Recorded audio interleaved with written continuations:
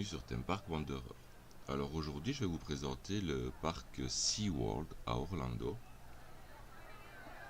Le parc est ouvert depuis 1973 et qui fait partie d'un groupe qui s'appelle SeaWorld Park and Entertainment, qui est une filiale de la banque Blackstone et qui a fusionné avec le parc Discovery Cove, qui est un parc où on peut nager avec des dauphins, etc.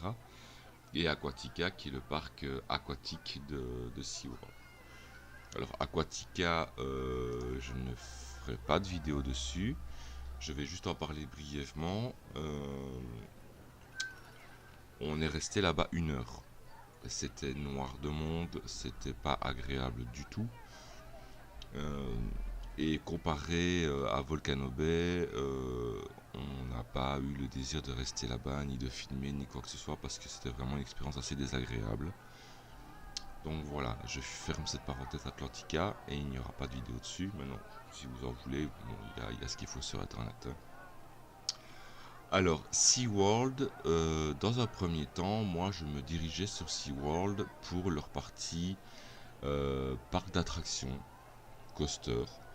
Donc ils ont quand même 3 BM quand même, donc c'est pas rien. On a le Kraken qui est un dive. Nous avons le Manta qui est un flying coaster.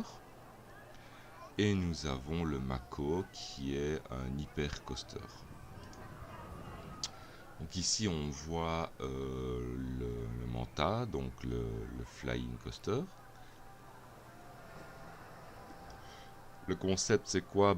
Tout simplement vous rentrez en gare, vous vous asseyez dans votre siège se met en position couchée, donc vous êtes dos au rail et face au sol. Et vous allez donc effectuer votre ride comme ça, voilà, comme on peut le voir ici, il est en train de passer. Donc vous voyez, les gens sont couchés dos au rail. Une première pour moi. Une expérience en demi-teinte. C'est-à-dire que tant que vous êtes en plat, tant que vous êtes en vrille, ça se passe bien. Maintenant, par contre, le looping est assez désagréable. Vous sentez quand même que votre cerveau s'écrase sur votre boîte crânienne. Et c'est pas agréable. C'est pas agréable. Moi, j'ai trouvé ça pas agréable. Maintenant, évidemment, il fait très chaud. Il y a aussi la fatigue des jours de parc. Donc, peut-être que ça a joué aussi. Ma compagne a eu les mêmes sensations que moi. Maintenant voilà, c'est une expérience à faire parce que c'est pas, il n'y a pas énormément de flying coaster dans le monde, donc c'est une expérience à faire. C'est gai, tant qu'il n'y a pas le looping. Donc voilà, ici à Fantasyland ils vont ouvrir un flying aussi, sans looping. Donc je retenterai l'expérience et on verra ce que ça donne. Mais ici voilà, l'expérience est agréable sauf le looping. Donc du coup on ne l'a pas refait, on l'a fait une fois pour l'expérience, mais voilà, on n'a pas refait ça. Donc dans un premier temps je partais sur faire 3 coasters mythiques. Et finalement on a été assez déçus. Parce que premièrement ils ont un débit assez mauvais. Ils sont très très lents à embarquer, ils sont très très lents à gérer les foules. Dans le Kraken il y a le VR, donc c'est encore long aussi, les histoires de casque à mettre, etc. Tchic et tchac. Donc voilà, le débit était pas terrible. Les coasters en eux-mêmes sont agréables, mais somme toute assez classiques. Donc voilà. Mais par contre, finalement, j'ai été plus attiré par le côté parc animalier. J'ai été très impressionné par la diversité des espèces marines qui étaient disponibles et par la possibilité de les voir vraiment de très près grâce à des grands aquariums, des grands bassins. Ici on voit le flume qui malheureusement n'était pas ouvert, donc je n'ai pas pu le faire, il était en maintenance. Je dois dire que sur les 15 jours que j'ai passé là-bas, j'ai eu énormément de chance parce que les seuls coasters attractions qui étaient en maintenance, c'était les attractions à SeaWorld. Donc quelque part, je suis quand même relativement chanceux.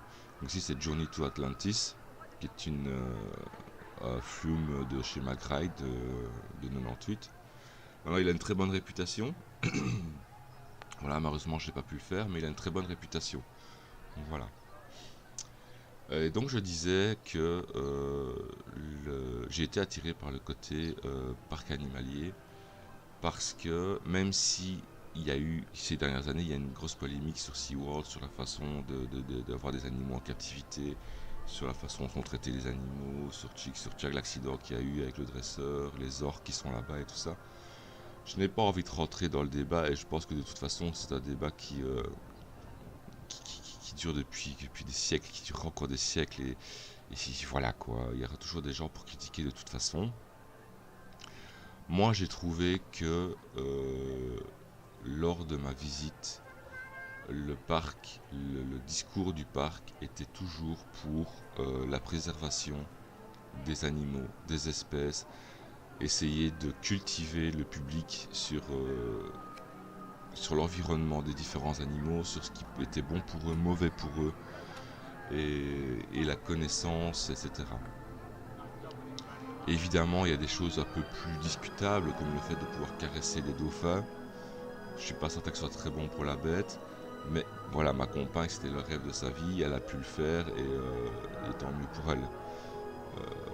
On apprécie, on n'apprécie pas, c'est une autre polémique, on va dire. Ici, nous sommes sur le Kraken. Donc, le Kraken, cette année-ci, donc, est passé en VR, qui lui a donné le nom de Kraken Unleashed. C'est un dive coaster, c'est somme toute relativement classique, même si il reste très agréable, ça reste du BM, donc on n'a rien à dire là-dessus. Le VR, je ne l'ai pas expérimenté, je n'avais pas envie de le faire en VR, vu que c'est les quelques rides que j'ai fait du Kraken sont et seront probablement les seuls que je ferai de ma vie, donc j'avais pas envie de me bloquer avec des lunettes VR et tout ça. Maintenant vous avez le VR dans une petite sacoche devant vous, vous les mettez si vous voulez, c'est pas obligatoire. Mais voilà, comme je disais, ça ralentit énormément le débit de l'attraction et, euh, et c'est pas top. Maintenant on voit clairement, on a fait le parc en week-end, on a fait le parc en semaine, on voit clairement quand même que même en week-end par grosse affluence, les gens sont pas forcément là pour les coasters. C'est des coasters qui existent depuis déjà un moment en plus, donc à mon avis, voilà, les locaux les ont déjà fait, refait, donc ils sont plus forcément attirés par les coasters. Donc il n'y a pas des files énormes non plus, mais heureusement quelque part parce que vraiment le débit est catastrophique chez eux. Voilà, c'est malheureux, mais c'est comme ça. Euh, Sinon, on n'a pas eu l'occasion de manger dans le parc, donc voilà. Maintenant, SeaWorld est un parc qui est relativement bon marché dans les environs d'Orlando. Donc, bah, c'est pas, voilà, rien n'est très cher là-bas. Maintenant, c'est sûr qu'ils vivent comme tous les parcs des souvenirs, de la nourriture, tout ça. Donc, c'est sûr que ça a un prix aussi, mais c'est pas abusé. Par contre, comme je disais, bah, le fait que ce soit à des parcs les moins chers de la zone fait que il y a énormément de monde le week-end. Vraiment beaucoup, beaucoup de monde. Donc, évitez la visite le week-end si possible. Ça vaut pour tous les parcs à Orlando, mais spécialement pour SeaWorld. J'ai eu des week-ends à Universal où il n'y avait pas trop de monde, donc voilà, mais SeaWorld par contre c'était bled. Ici nous arrivons dans la partie du Mako. Donc le Mako c'est un hyper, c'est comme on l'appelle grossièrement un airtime machine, donc gros lift, une grosse descente, et toujours cet effet de flotter dans son harnais à chaque boss. C'est un BM, c'est très agréable, hein, et c'est une très bonne sensation. Surtout quand il fait chaud, le fait de se retrouver là-haut avec la descente et tout ça, c'est très agréable. J'ai rien à lui reprocher. Franchement, j'ai rien à lui reprocher au Mako. C'était très très bien. Euh, Personnellement, j'ai une préférence pour le Shambhala à Port Aventura. Mais je n'ai globalement rien à lui reprocher. On pourrait le comparer à Silver Star, éventuellement aussi d'Europa Park. Donc voilà, rien de spécial là-dessus. Assez chouette, mais sans plus. Après, toujours pour en revenir aux animaux marins, les présentations des animaux sont très interactives. On a vraiment la possibilité de les voir de très très près. Certains on peut les toucher, ça dépend un petit peu des espèces. Mais c'est bien. J'ai vraiment apprécié, j'ai vraiment été impressionné par ça parce que je me pensais qu'à la limite cette partie-là du parc allait m'ennuyer un peu plus. Et en fait non, finalement c'est cette partie-là du parc qui m'a plu le plus. Et là on voit d'ailleurs la construction du nouveau une espèce, enfin on va appeler ça rivière sauvage qui prépare, on va le voir ici sur les affiches. Désolé, j'ai mal à la gorge, du coup j'ai un peu de mal. Donc ce sera le Infinity Fall.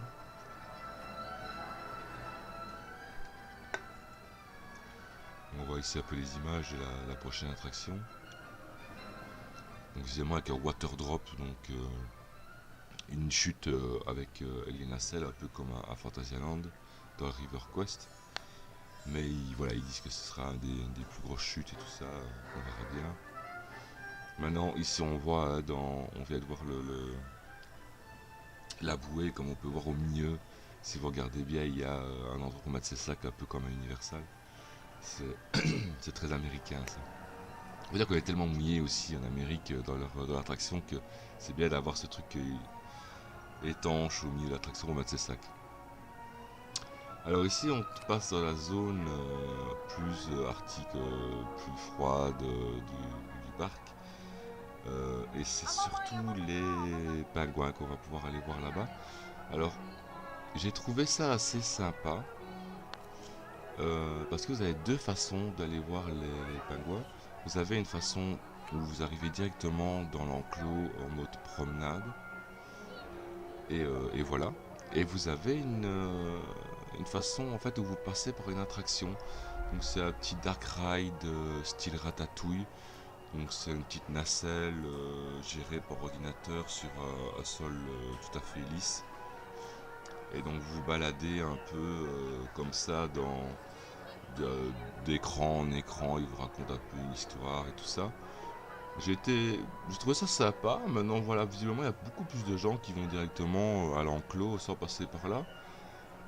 C'est dommage je trouve parce que c'était plutôt bien, c'était plutôt chouette et on a bien aimé cette façon d'arriver à l'enclos. Donc on voit ici, les gens font la file ici pour aller directement à l'enclos et derrière vous avez une file pour l'attraction. Et finalement on n'a pas fait la file où il n'y avait personne pour l'attraction. C'était assez marrant. Sinon c'était assez agréable, c'était assez chouette. Toujours là où vous vous retrouvez au milieu des pingouins, ils sont en train de les nourrir et tout ça. Donc ça aussi les otaries, tous ces animaux là, vous êtes toujours au milieu des animaux. Ils sont autour de vous, ils viennent, on les nourrit. C'est vraiment très interactif, vous êtes vraiment très très proche des différents animaux qui sont là-bas et ça c'est fort impressionnant. Et vraiment j'ai adoré ça. Si vous aimez les parcs d'animaliers marins, Fresh Sea World est un gros détour à faire. Maintenant pour le côté par attraction beaucoup moins par contre. Bon voilà, à part le fly qui est original, sinon le reste n'est pas exceptionnel. Busch Garden est beaucoup mieux. J'en parlerai dans la vidéo suivante, mais Busch Garden est beaucoup plus impressionnant niveau coaster. Moi à la limite je garderai Busch Garden pour le côté parc d'attraction, parce qu'ils ont aussi un côté parc animalier, mais bon voilà, sans plus, c'est pas exceptionnel.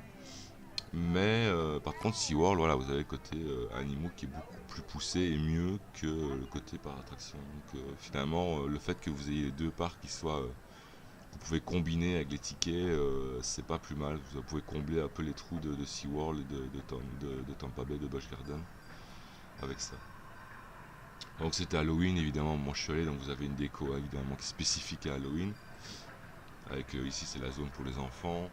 Et alors ils faisaient une espèce de relais dans tout le parc où les enfants pouvaient venir avec un petit seau. On leur donnait des bonbons, des chics, et alors on leur faisait une petite croix sur leur carton. Alors ils allaient au suivant et ainsi de suite pour, voilà, pour balader un peu les enfants dans le parc. C'était pas mal, c'est original, il y avait pas mal de petits spectacles. Leurs mascottes évidemment c'est des poissons, c'est des dauphins, des crabes, voilà, c'est ça leur mascotte. C'est assez marrant aussi de voir le staff du parc déguisé comme ça. Bah, la zone pour les enfants, oui, ok, elle est là. Elle n'est pas très fréquentée. Maintenant, comme je dis, voilà, le week-end elle l'est beaucoup plus, mais elle n'est pas extrêmement fréquentée.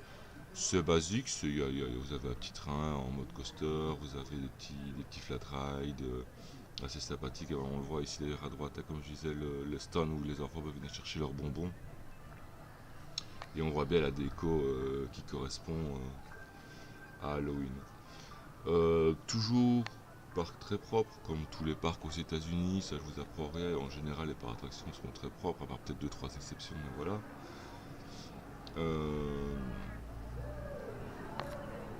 Moi j'ai bien aimé ce parc, franchement.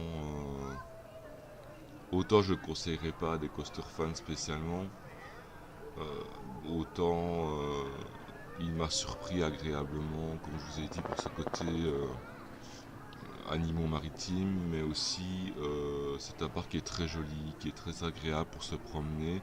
C'est un parc en plus pas cher, donc voilà. Le parc est plutôt bien agencé, les décos, etc. sont assez jolis.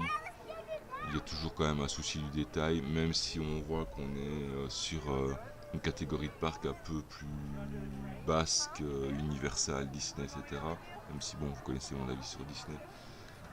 Voilà, mais ça reste correct, ça reste très bien pour quelqu'un qui gère ça, une société qui gère ça, séparément des autres, c'est pas plus mal, c'est pas mal du tout. Il y a des rumeurs pour le moment, ils sont en train d'essayer de voir pour refiler la partie coaster à Busch Garden. Je sais pas si ça va se faire ou quoi, mais je peux le comprendre. Je peux le comprendre. Sinon, pour tout doucement clôturer la vidéo, donc expérience positive, préférez quand même le côté parc animalier que le parc coaster. Sachez que le parc est disponible via le iRide Trolley qui fait tout le iDrive, donc pas forcément besoin de voiture. Sachez aussi que c'est à l'entrée de SeaWorld que vous pourrez reprendre le bus pour aller à Disney si vous voulez.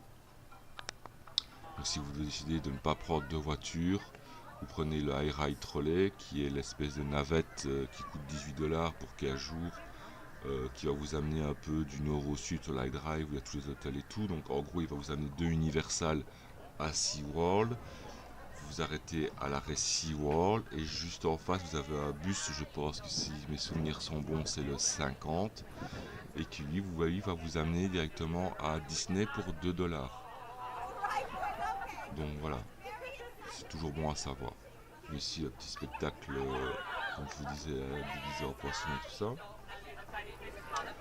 Voilà, donc pour les indications, c'est tout ce que j'avais à vous dire. Je vais préparer la vidéo de Busch Garden qui va être, je pense, un peu plus longue, mais il faut que je vois. Et on arrivera tout doucement à la fin de ces vidéos d'Orlando qui auront pris du temps à sortir, je sais, mais voilà, il y a le travail, il faut trouver le temps pour faire tout ça. Et la chaîne n'a pas beaucoup de succès, donc voilà aussi ça motive pas forcément à sortir ça vite, mais je continue, j'aime faire ça, donc je continue à le faire.